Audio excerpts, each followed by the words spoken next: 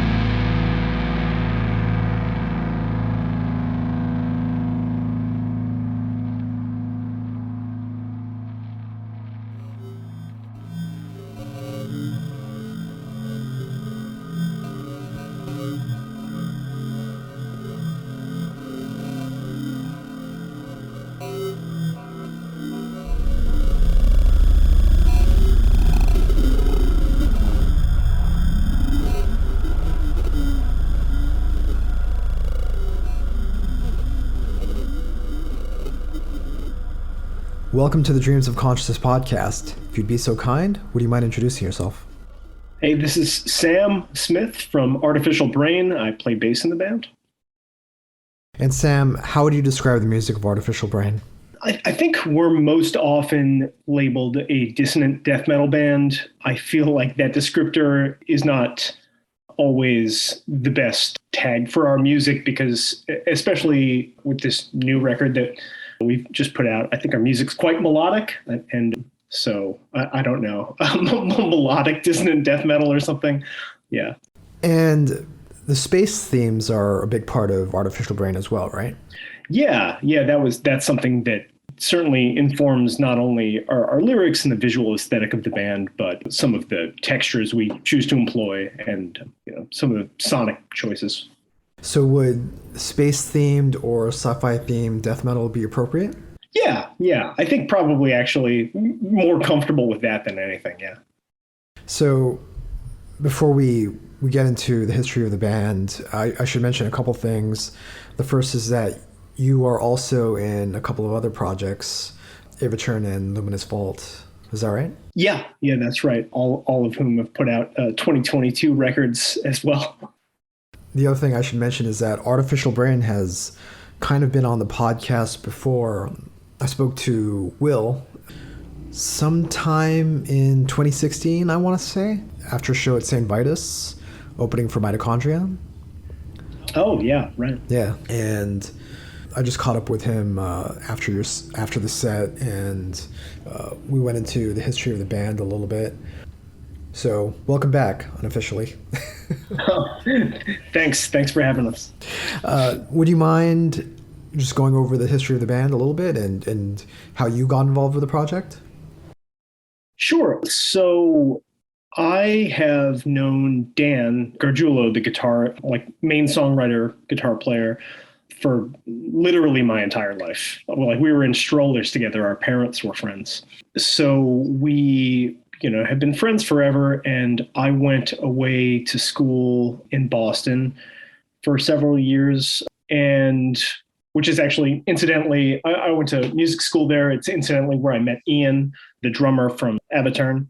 But when I decided to leave Boston, I knew I wanted to, move back to New York, and I wanted to start playing music with Dan because we have been friends for so long and he's a terrific musician. So we started jamming together immediately once I moved back home, and we didn't really know what it was going to be. We had a couple of things in the works. One thing we did, we had an acoustic guitar trio with John, who ended up joining Artificial Brain with us. We were talking about just playing, restaurant gigs for money and things like that. And that kind of didn't go anywhere, but we were writing some original music for that. But we also, Dan and I were working on some kind of avant-garde rock material. And we were listening a lot to Virus at that point. The Black Flux had just come out, and that was a record we really enjoyed. And we were kind of doing something in that vein. So we were messing around a lot with that. And we thought, well, this material is cool. Maybe we should start a band. And around that time, this local drummer, he somehow ended up at Dan's house. And Dan's brother is a drummer as well.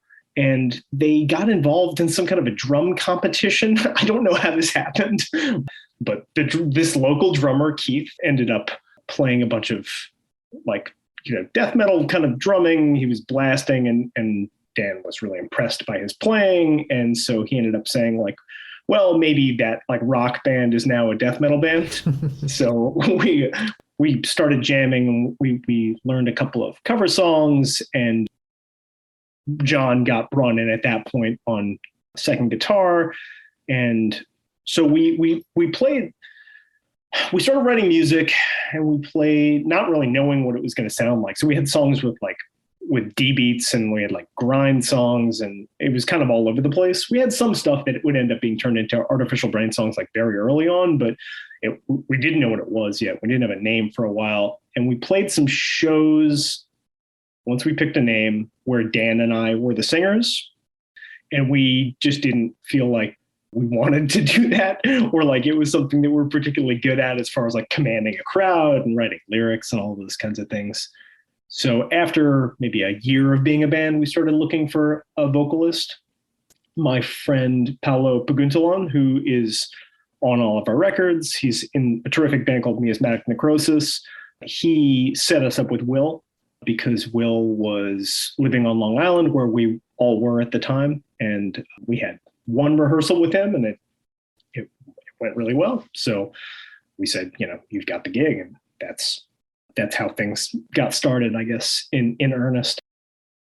From those early songs, those early recordings with the grind parts and the D beats, when did your sound start to coalesce? When did you guys start becoming the artificial brain that people know now? I think it was really pretty shortly before we recorded the demo that we put out in 2011. I think it must have been recorded in 2010 or even 9. It took a while. I'm struggling to remember exactly when we were in the studio with that, but I think, we had stuff. Actually, the song Bastard Planet was like the first song we wrote. And there were some different riffs in there, but, so we had stuff that sounded like Artificial Brain from like the very beginning, but we also had all this other material. So it was a matter of like whittling it down and just figuring out who we actually were and what was an interesting direction to go in. And, so once we were assembling material for that demo and then hearing it back in the studio, we kind of developed some confidence in our vision for what this would be. It became a little clearer to us. And then from there, it got much more focused, I think. And so you mentioned your second guitarist, John, but you also have a third guitarist, right?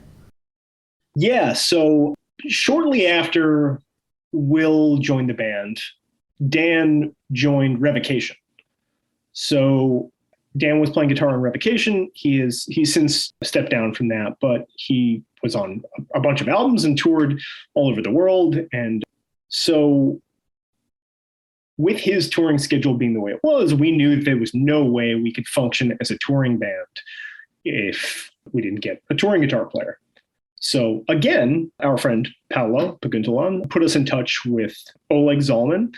He was familiar with his YouTube covers. Oleg does a lot of death metal YouTube covers. He had done like some Defeated Sanity stuff, I think, and Wormed at that point, and he toured a little bit with Severed Savior. So we knew his chops were great, and we decided to invite him to a rehearsal to see if the vibe was good. And that was another situation where we immediately hit it off. And of course, his playing's amazing. So he joined as a touring guitar player, and since then he's become pretty, fully ingrained in the band, and even wrote a song on the newest record, Tome of the Exiled Engineer. The song he wrote, he composed totally himself. So it's been wonderful having Oleg. We only still play shows with 2 guitarists at a time because it's only written for 2 guitars, but we have this unorthodox 3 guitar rotation kind of. Okay, so it's not necessarily that there are 3 guitars playing simultaneously. It's just a matter of whoever's available to play shows or tour is part of the lineup or the live roster at the time. Is that correct? Yeah, exactly. And as far as the album recording goes, we mixed and matched song to song. So everyone tracked about the same amount of songs. It's not totally even, but yeah, like on one track, it'll be Dan on one channel and Oleg on one channel. On one track, it'll be John on one channel and Oleg or Dan, like Dan and John. We mix and match so everyone gets kind of equal time. And we should mention, if we didn't mention before, that in addition to playing bass, you also contribute the synth and ambient parts. Yes, so I played the synth parts. The ambient stuff I've composed some of it. Some of it is Dan and our friend Pete Gallagher, and one of them is Keith, actually. So the kind of like ambient noisy parts, that's really a group effort. But the synth sounds, I put a Korg on this one. Now, was that something on your mind from the beginning as you guys grew out of this more avant-garde experimental project? Yeah. I think we had talked for many years about incorporating some more experimental, noises, and we have a little bit of that on all of our records. We knew we wanted to ramp that up a little further with this one, and we still think we can push that bit of our sound. I think it really clearly relates to the sci-fi bent we were talking about. It's also just, it's nice to have a little bit of some softer, stranger textures on top of these very gritty sounding, sometimes dry guitars. I think it provides some nice contrast texturally. Yeah. And also as people try to describe Artificial Brain, there's definitely that dissonant side, which I guess comes from Gorguts and Deathspell Omega and the other bands that you guys have cited as influences in the past. But, there's also, as you mentioned, a tremendous amount of melody, especially on this latest album. And these ambient parts and these synth parts really make, when we talk about sci-fi metal or space metal, obviously, like, everybody thinks about Nocturnus and some of those early death metal bands that had keyboards as part of the sound. Yeah. We Nocturnus was a band that we talked about a lot when we were starting out. And of course, we have Mike Browning on this record too, which was really cool for all of us.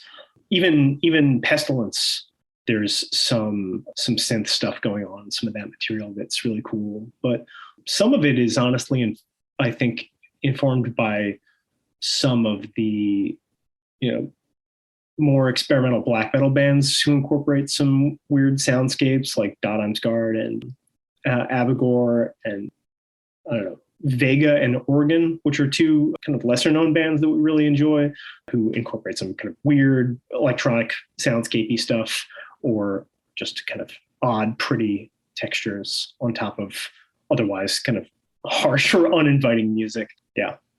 Were you always interested in the synth and playing synths? Because I know there's been kind of, some pushback to death metal bands incorporating synths, at least when I started getting into music. I definitely have felt that way at various times too. I'm pretty picky, to be honest, about the way that they're incorporated. But so no, I mean, this was not something I was always interested in. I've always messed with like electronic computer music, but never actually keyboard until pretty recently. So this is not any kind of a long-term aspiration of mine. It was more just, and I'm not a particularly adept piano player or a keyboard player or anything.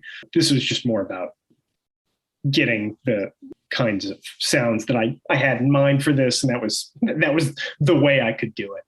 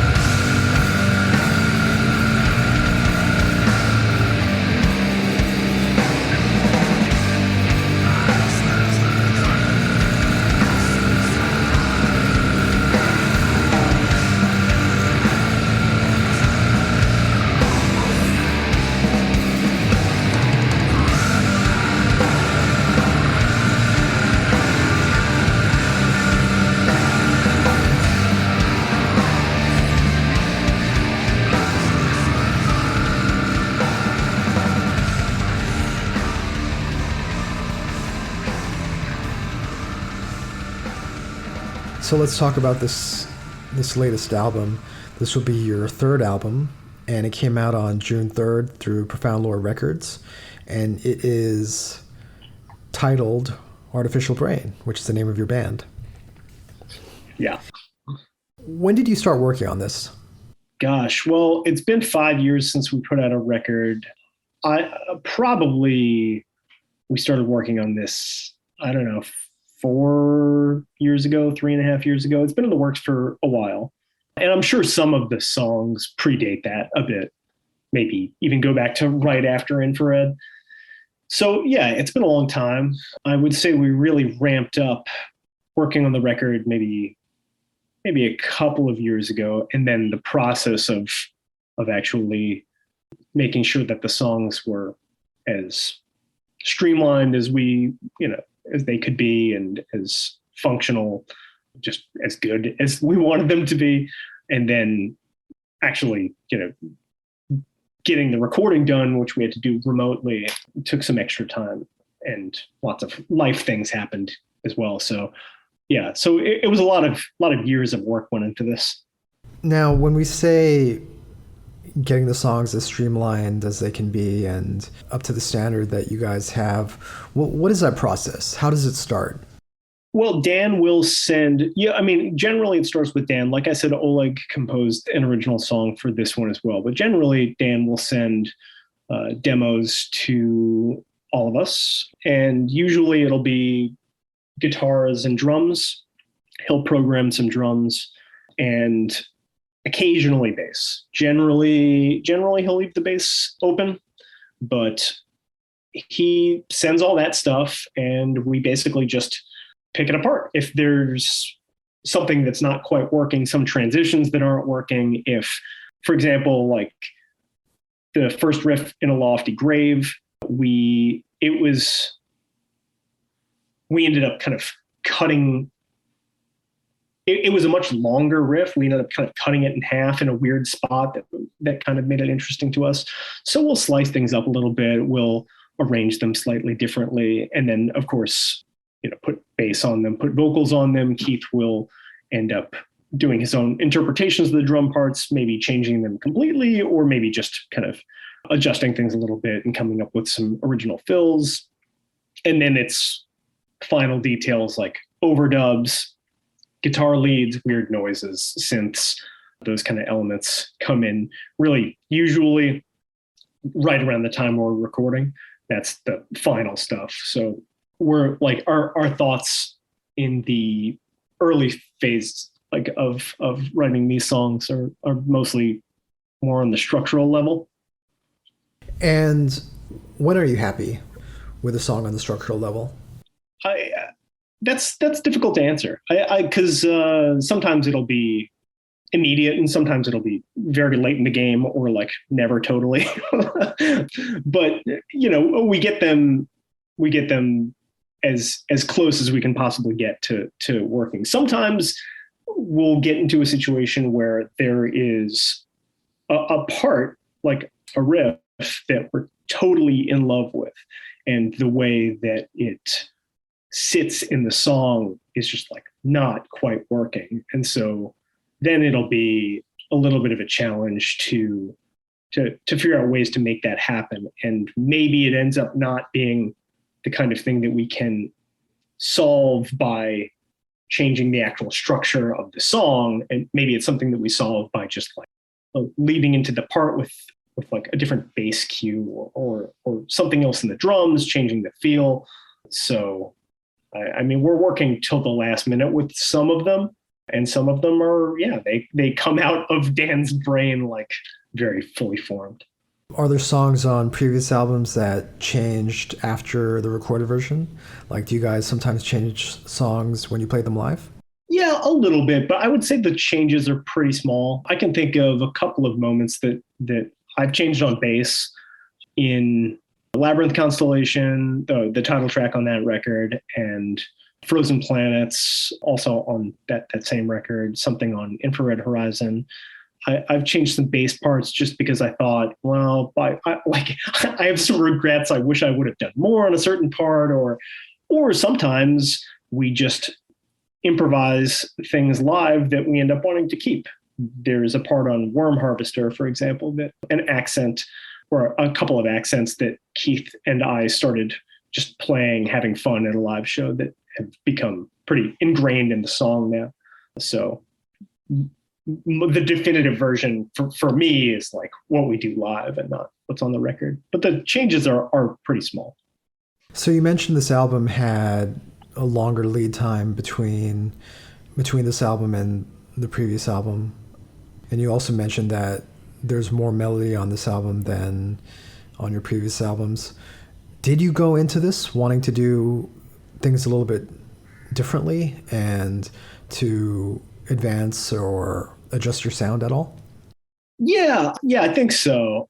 I don't know if we had a specific sense of like the way we wanted to advance our sound, but I do think that melody became a stronger priority for us, partially because of what I talked about at the beginning of the interview, and just kind of not entirely identifying with this dissonant death metal descriptor that we're often tagged with. Like, we love a lot of the bands that we share that genre tag with, but I do think, it's a bit odd for us to see reviews and things where we're compared to a band like Portal.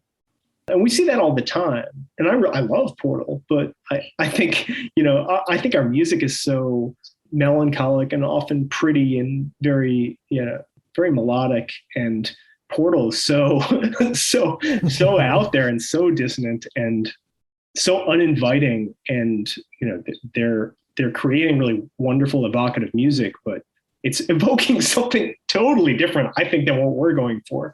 So you know what I think it is? As somebody who's had to write a number of reviews, and often, every week I have to describe a band and try not to say that a band sounds like another more well-known band.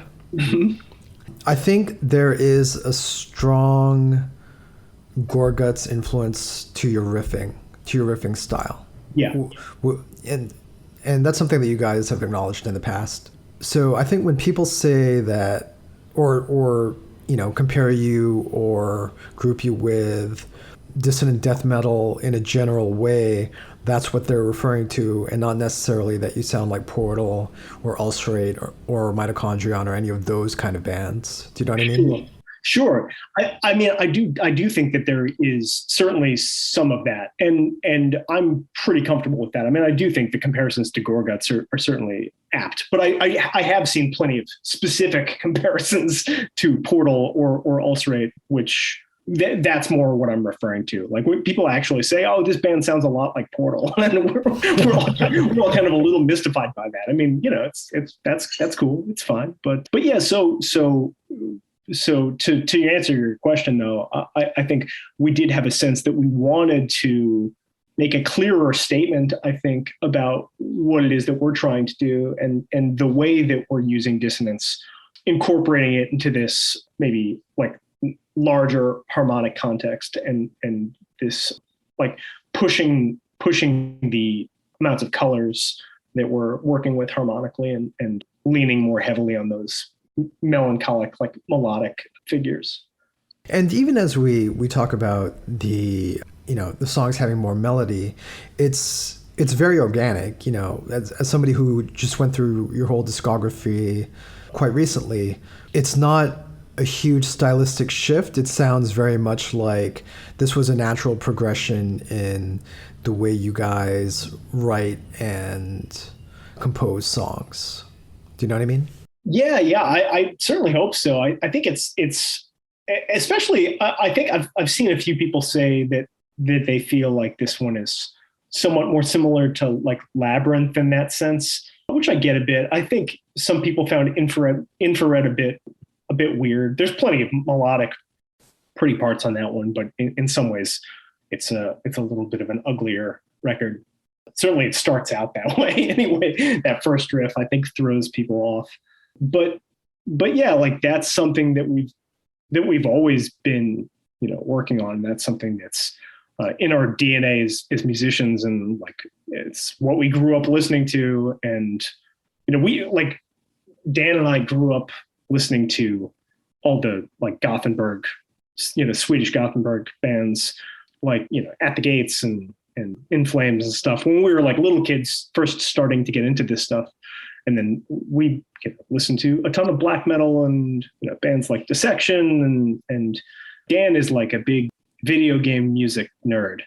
So he loves all like early Final Fantasy soundtracks and like Super Metroid and stuff like that, which a lot of that music is written for like 4 voices or something, 3-4 voices, and it's like prog if you really like listen to it and think about what it's doing, and in relationship to our music, it's sort of similar in some ways. So it's funny. I have a friend who would often talk about the similarities between video game music, and I think he meant specifically of like a certain, like the Nintendo era. Mm-hmm. But those types of melodies with the kind of riffs that, like you mentioned, In Flames, At the Gates, they're very much in the same key and kind of the same chord structure. Yeah.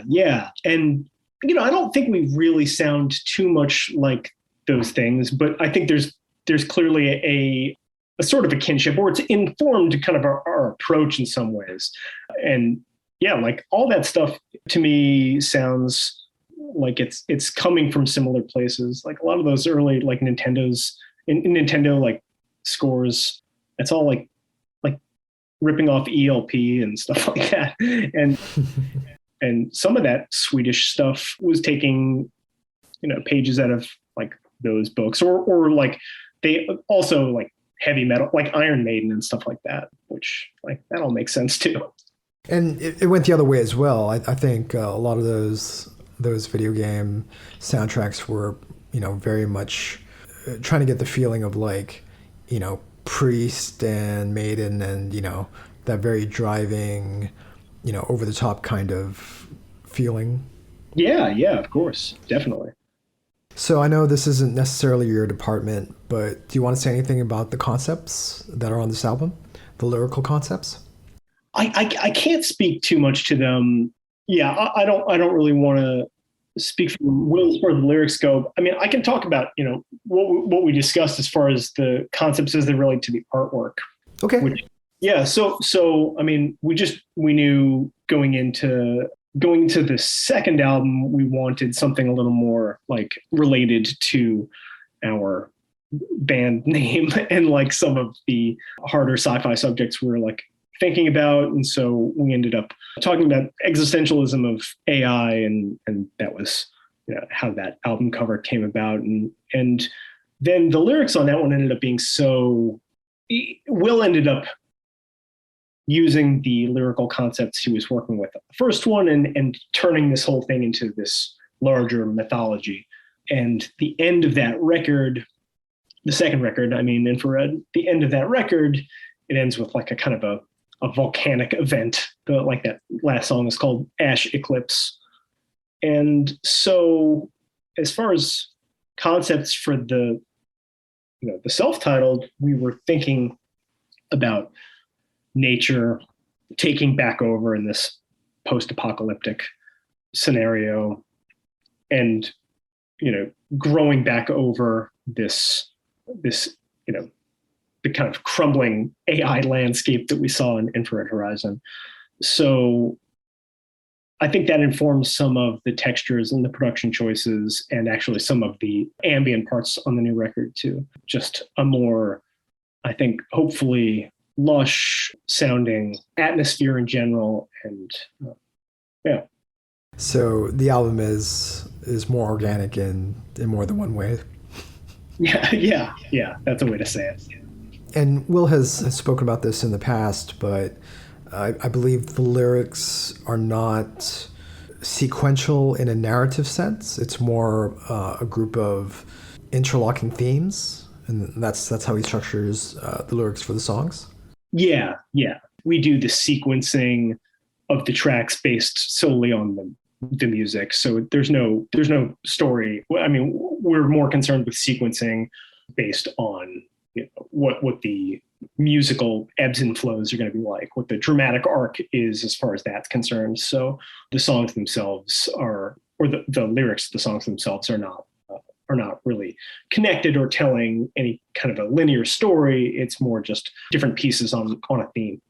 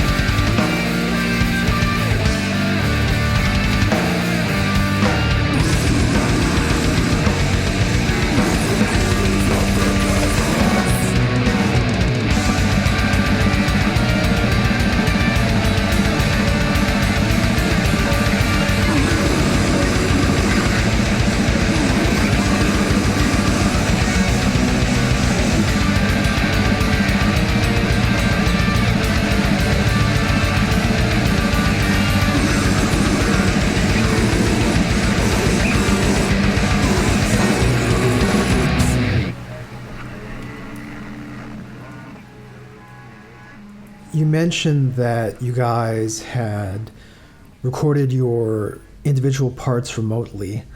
Why was that? Was it purely because of social distancing and restrictions related to COVID, or were there other reasons?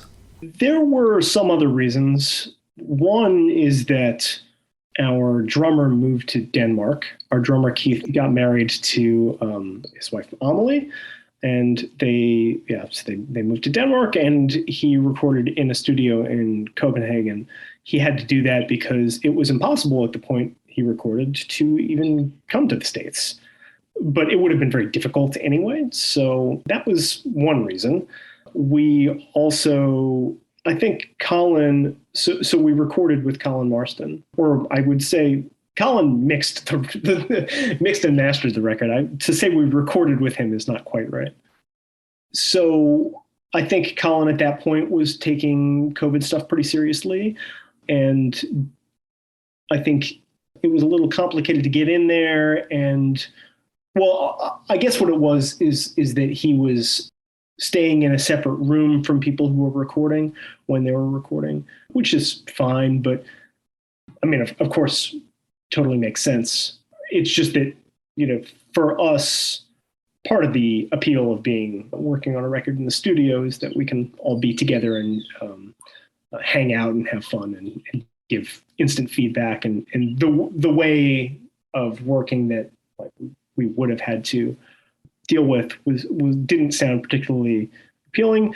Dan also moved down to Virginia, and so it ended up just being, it made most sense for us to record guitars and bass individually, and Will recorded vocals out on Long Island with his podcast partners. So yeah, it just ended up being the most sensible a way for us to do the record. Now I know there's a bit of a state of transition in the band, and well, I guess we could speculate on the future of the band a little bit later. But having recorded remotely for this album, is this something that you guys are comfortable with doing in the future? I think we would prefer to record in person if we can, at least as far as the guitars and bass are concerned. It would be nice to just get back into a studio and do it all together in kind of one go. I don't know how possible it will be with drums. We've talked about the potential of all going to Denmark, but that's pretty costly for an endeavor that is already, not making us very much money. So it would be nice to record in person again in the future, but maybe it'll have to only be strings and vocals. Let's talk about Colin a little bit. You've worked with him since the first album. Did you work with him on the previous EP? No. So the demo and the EP that came after that were both recorded with Elliot Bayless, who's an excellent engineer out of Massachusetts. So we did the demo with him in the studio in Massachusetts over like a very crazy weekend where we had to record the drums twice because they got lost. Like the hard drive just deleted them. So we did that in 3 days in a manic session. And then the subsequent EP, Elliot came to New York and we recorded that with him.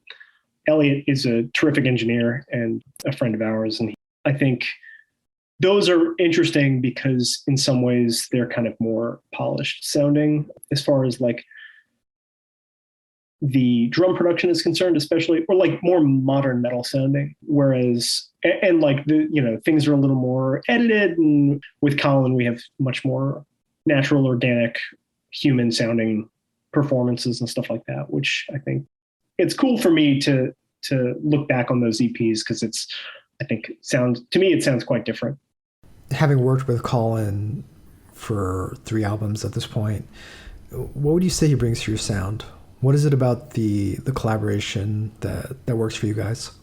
I think, for one thing, I mean, he doesn't give a tremendous amount of input in the studio unless we really ask him. We have to kind of badger him sometimes to be like, is that cool? Tell us what you think. And his philosophy is really just nothing is necessarily bad or good. I mean, this could be interesting, whatever you guys want to do.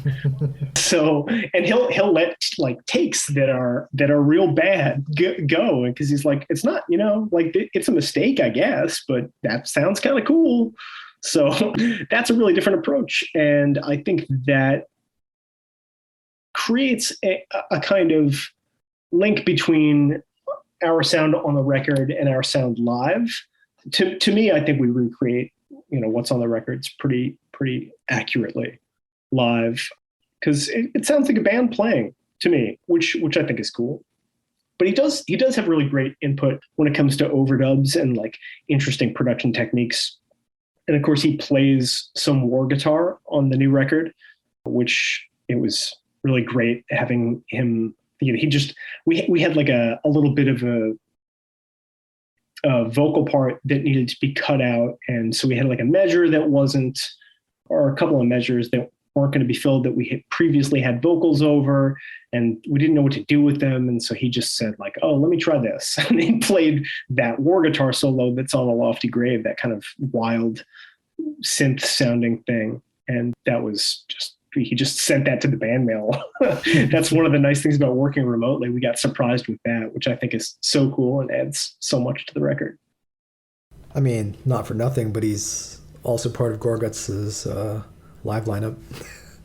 Yeah, well, and not just live lineup, but he, you know, and the recorded lineup as well, right, for the last album. He wrote that song "Forgotten Arrows" too on Colored Sands. No, I didn't know that. Yeah, he wrote everything on that song, I think. Even I'm pretty sure the drums.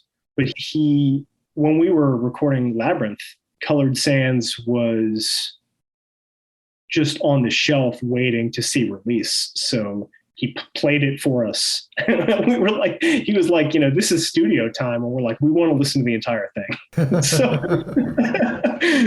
So yeah, it's been really, really cool working with Colin. And of course, like, as well as being in Gorguts, all of his other bands, you know, Krallis and Dysrhythmia and Behold the Octopus and Senethrak and all, you know, he has so many cool projects that we're you know, in awe of. Yeah, he comes up on this podcast a lot. There are three names that I think, if anybody listens to this podcast regularly, I think the three names that they hear the most are Colin Marston, Greg Wilkinson, and Brad Boatwright. And, you know, if there's ever a sequel to Choosing Death about this current era of metal and death metal, I think people will look back and see those three guys as the ones who really shaped the sound of this current period that we're living in. Do you know what I mean? Yeah, I absolutely agree. I think Colin's importance to this scene and community can't be overstated. So in addition to Colin, you also had a few other collaborators contribute some music to the album. Do you want to say who they were? Yeah, so we had, as I mentioned earlier, Mike Browning from Nocturnus contributed some vocals to Celestial Cyst. We had Luke LeMay from Gorguts, of course, contribute some vocals to Insects and Android Eyes. And Paolo Paguntalan, who I also mentioned earlier, our friend who put us in touch with Will and Oleg and is a large part of why this band even exists. Paolo is on 3 songs contributing guest vocals, which he's done on all of our full lengths. I think 3 songs on each, if I'm not mistaken. And how did you reach out to these guys? Well, I mean, I'm guessing Paolo was probably the easiest one to get. Yeah. I don't even know if we really had much of a conversation with him. I think there was an expectation that he would do this. I mentioned, you know, Colin just kind of did what he did. Luke, we've been in touch with over the years because he actually got in touch with us after Labyrinth came out to say he enjoyed the record, which freaked all of us out. He sent us an email and we all started like calling each other and yelling. And since then we've had the chance to play a couple of shows with Gorguts, one in Canada and one in New York. And Dan has had the opportunity to tour with them with Revocation. So we've become a bit friendly. And so the fact that we were able to get him to say yes to doing this was really, really cool and very exciting for us. Obviously, he's a huge deal for all of us. We all grew up listening to those records. Obscura was, of course, very important for me in particular. So that was the deal with Luke. As far as Mike Browning goes, you know, I mentioned earlier that Nocturnus was a band that came up for us a lot. I didn't have anything to do with getting in touch with Mike. I still haven't spoken to Mike other than I sent him a message. I don't know if he saw it to say that I loved what he did, but that was a connection that Will made because I guess Mike was on Will's podcast, The Heavy Hole. Yeah. So I assume that's how that came about.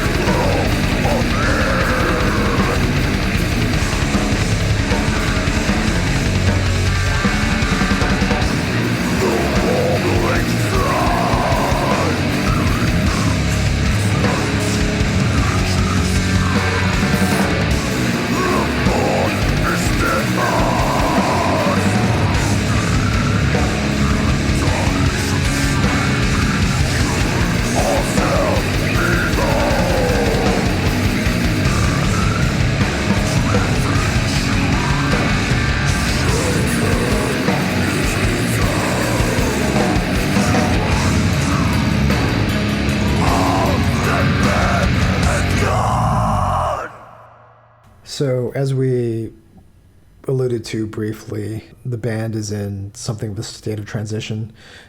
Do you want to say anything about that? Sure. So we split with Will quite a while ago now. It's been almost 2 years, but because of the record and us all agreeing to do this last record together, we didn't make an announcement until fairly recently. So this is something that we've all had a lot of time to digest and think about and all that. But certainly newer for a lot of our fans.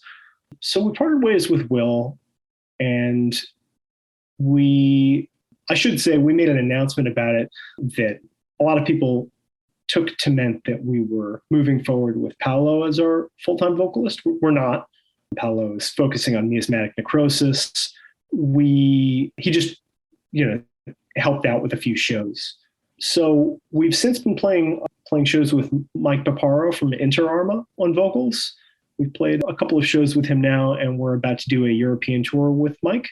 So as far as what our future plans are for a vocalist, we're not really committed to anything at this point. I think we're just going to try to experiment and see what happens. I think we're open to kind of a dramatic shift if that's what we think is going to be interesting, but we really just want to put out material that we find fresh, surprising. We don't really have much interest in rehashing like older Artificial Brain records. So yeah, I think we'll make an announcement, when the time comes, but we haven't come to any kind of final decision about anything. But whatever the vocalist situation is, it sounds like Artificial Brain will continue one way or another. Certainly, yes. We're currently working on new material. I just got an email in my inbox with some demos, and I've been working on some stuff myself. So we have plenty in the works, and we have no thought of stopping at this point.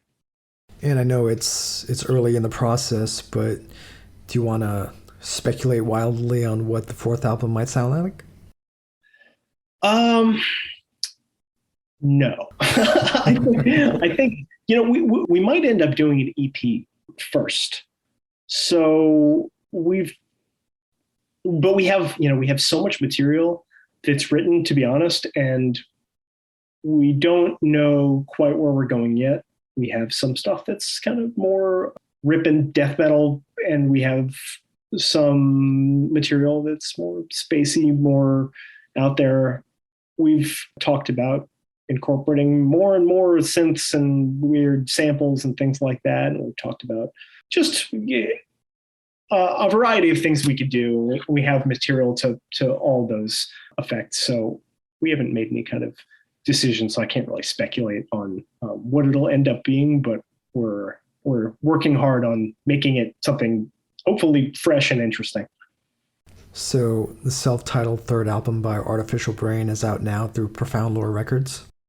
Sam, how can people order the album? What's the best way to get it? You can get it through the Profound Lore Bandcamp or profoundlorerecords.merchtable.com, or if you're in the EU, profoundlorerecords.eu. It's also available digitally on anywhere where digital music is available, iTunes, whatever, Bandcamp. Yeah. Now, do you want to say anything about the physical releases and the vinyl version? I think that I haven't gotten my hands on the vinyl yet. We should be getting them pretty soon. So I can't speak to how the layout or colored vinyl variants or anything like that look, although I'm sure it's terrific. I really love the layout. And the color variants looked really cool on the previews. But I will say that when I got the test presses and listened to those on my record player, that has been my favorite way of listening to this album. I think it translates particularly well to vinyl, better than maybe our other two. There's something about the way that the instruments blend on vinyl and the kind of warmth that vinyl provides that really suits this album. And if people want to follow Artificial Brain online and keep up to date with what you guys are doing, what's the best way to do that?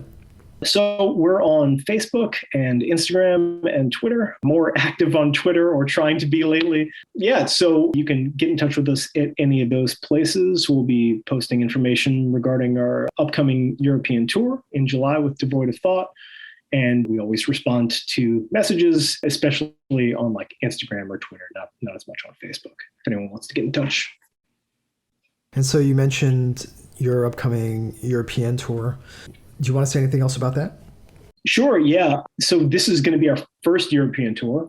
It's crazy. We've been a band for, 11, 12 years, and we haven't done this yet. We've tried a couple of times and things have fallen through for whatever reason. So we're overjoyed and really, really excited to get over there and to be joined by a band that, like Devoid of Thought, who I think we fit really well with. We're also kind of a space death metal band of quite a different musical style, but still there's a kind of a kinship there. And I think we listen to a lot of the same types of music. I think that'll be a good match as far as, for us as traveling companions, but also for the fans, hopefully. And also we're going to be playing with our drummer, Keith, for the first time in several years since he moved to Denmark. So we're really excited about that too. Now, are you guys gonna get a few days to do some rehearsals before the tour actually starts? Yes. We're going to be in Copenhagen. Well, he lives outside of Copenhagen, I guess. I don't know the name of his town. It's something in Danish that I probably can't pronounce yet. but we're going to be there 4 or 5 days early, so we'll have plenty of time to shake the rust off. And this will be through mid to late July, right? Yeah, it's going to start July 11th and it's going to end July 31st. Are you playing any festivals during that period? No, I mean, sort of, yes, but we're not playing any of the big festivals, but a couple of the shows that we have booked have now turned into smaller festivals, I guess. We're playing one show in Denmark that's kind of is it maybe like a Killtown pre-fest, and we're playing a show in Slovenia that is now a small festival. I know a band called Siderian just got on, and they're really cool. I'm excited about seeing them. They're a band we've listened to a little bit, so that'll be 5 or 6 bands. But that's about it. I think it's mostly smaller, just club shows. Is there anything else you want to say? Yeah, I'll say, well, thank you for having me. This was terrific, and thanks to everyone who has shown so much support with the new record. I'm so happy with the response, and we're all really gratified that it's been so positive after, such a long wait. So yeah, thanks. Thank you, Sam. All right. Thanks a lot.